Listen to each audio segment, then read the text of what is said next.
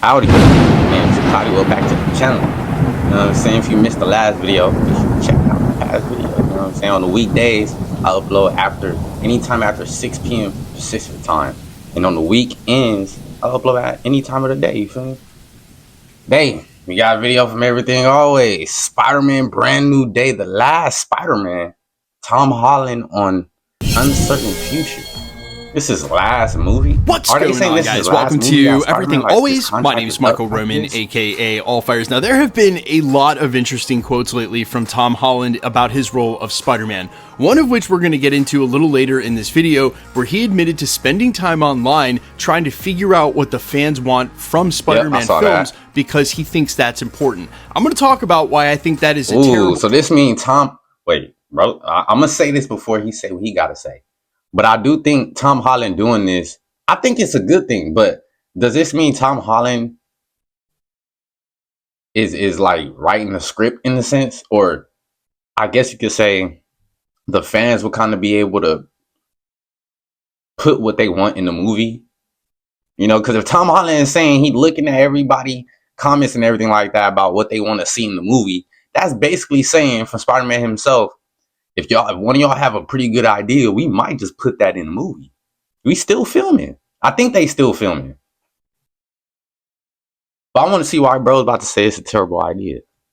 From Spider-Man films because he thinks that's important. The video. I'm going to talk about why I think that is a terrible idea. Again, we'll get into that later in this video. Yeah, why for the main topic of today's video and reflected in the title is his most recent quote about his future of Spider-Man, where admittedly his answer is a bit ominous in that he doesn't know how to answer that. And because of the short history in the last half decade between Sony, Marvel, and Disney when it pertains to the Spider-Man rights, we know they don't always know how to play nice, maybe adding an extra tone of ominous. Yeah, like they holding on to Miles Morales. He doesn't know what his future holds.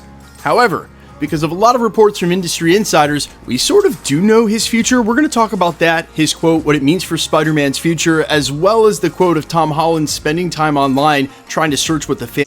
I do think if this is the end of his contract, which I believe it might be, I do think they're going to re-sign him. I don't see no point in getting rid of Tom Holland and Spider-Man. But then you got to think about it. Maybe Tom Holland don't want to play Spider-Man no more after this. Maybe he want to rest. And not resting, well, he'll technically be resting when the mutant saga be happening, but he'll still be on. So it might actually be perfect, bro.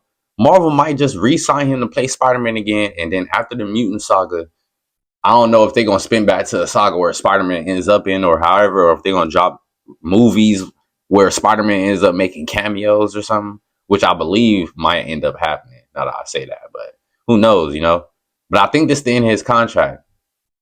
But is this the end of making movies and stuff about Spider-Man? That's the big question. Want for Spider-Man, and why I think that is a terrible idea, man. Tom, if you see this, stop doing that. We're breaking it all down. First, if you could grab the subscribe button. Thanks to everyone who's been subbing lately. We've actually been growing again at an insane pace. And if you haven't already, I just kindly invite you to do so. It's the #1 thing you can do to support the channel. Plus, it'll enter you for the PS5. Leave a like, subscribe, bro. Stick around to the end of the video. We'll get into all the giveaway stuff again there. Okay, so Tom Holland has been asked a ton about the upcoming Spider-Man films real recently, including what the future holds, because you know Marvel fans and interviewers, we're insatiable. There is a new Spider-Man movie, but we gotta know what's coming after that. To which he responded that right now, Brand New Day is right in front of him, that he wants to focus on that, doesn't really want to look ahead, but then said, quote, in terms of my future in the character beyond Brand New Day, I don't know how to answer that. Okay, so the quick unpack. Y'all think it's because they bravo to Tom Holland. He's getting so much better with his media training. That is exactly the right answer. Don't give him anything. There's almost no for real, bro. Ain't really leaking. How people are twisting it, though, is that he may not have a future as Spider-Man. Well,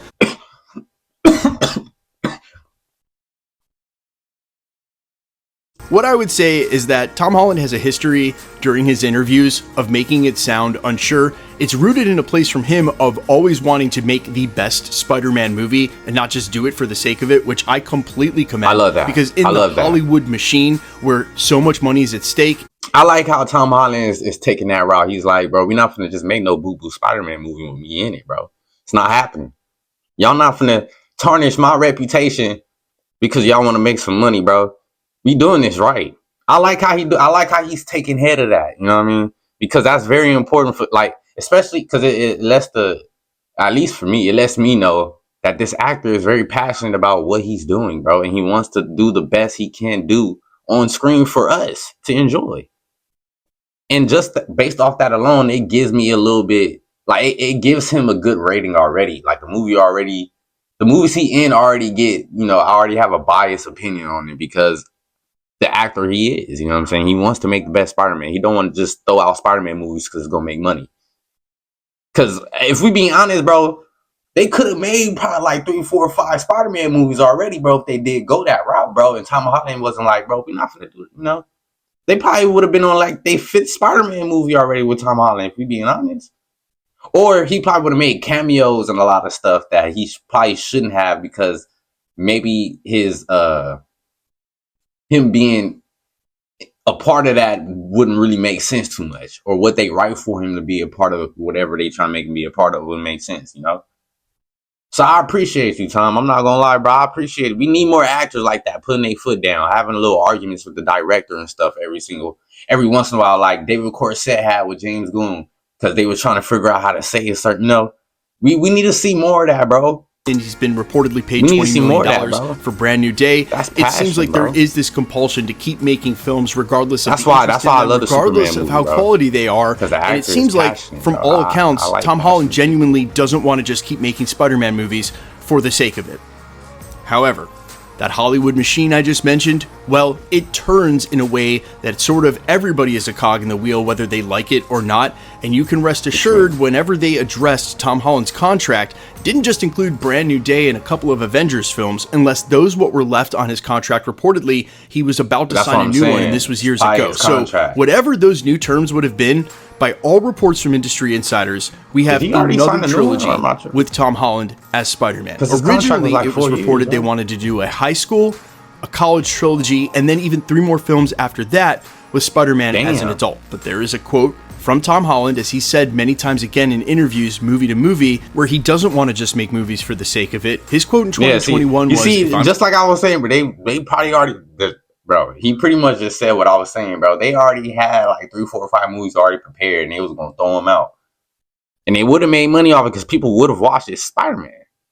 Doesn't mean people would have liked it, but people would have watched it, which means people would have paid money or viewed it, which would have made them money.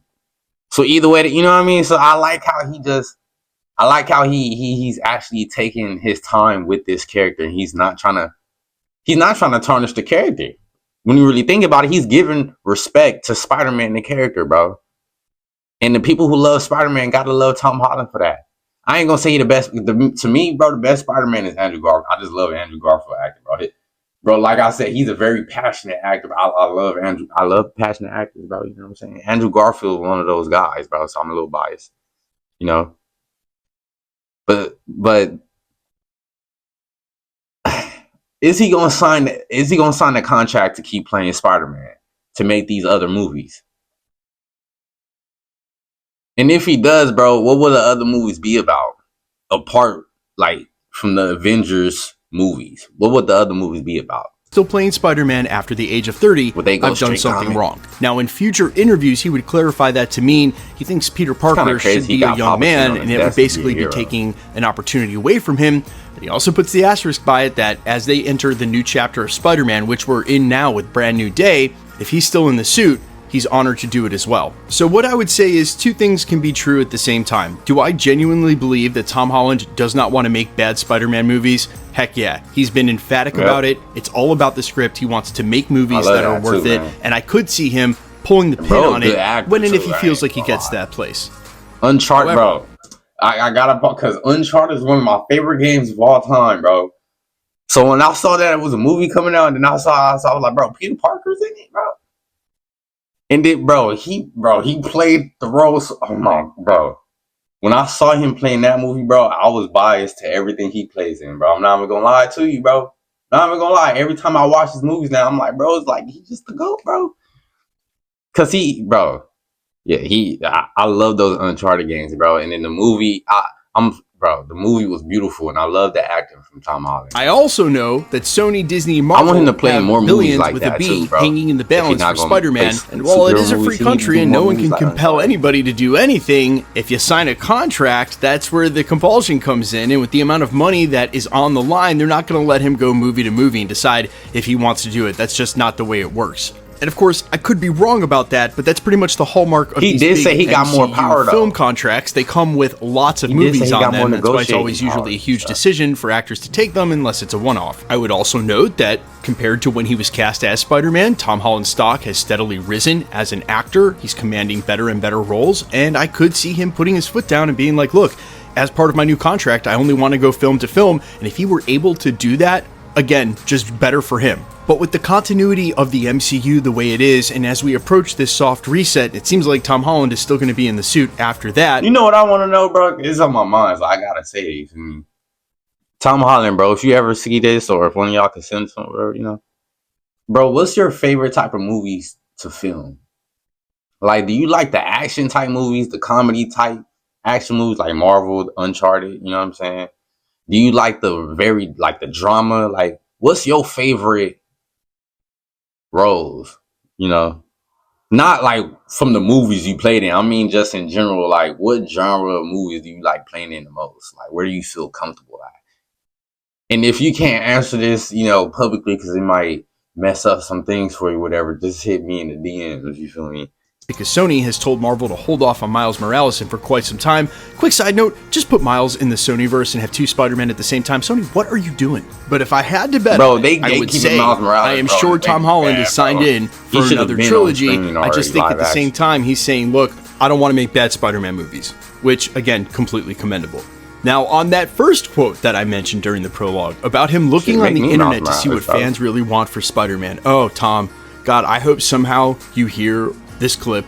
Please, for a minute, let me just tell you, brother, I've been running one of the biggest, if not the biggest, Marvel Cinematic Universe fan channels on YouTube for almost a decade. And while other channels are bigger than me, they also cover stuff like DC and Game of Thrones and every other comic book movie. Bro, we just do Marvel theory, Easter eggs, all that stuff here at the channel. It is only Marvel. I like watching has the been news for and almost they do 3,000 mine, videos y'all know over me, I like 7 to years. watch.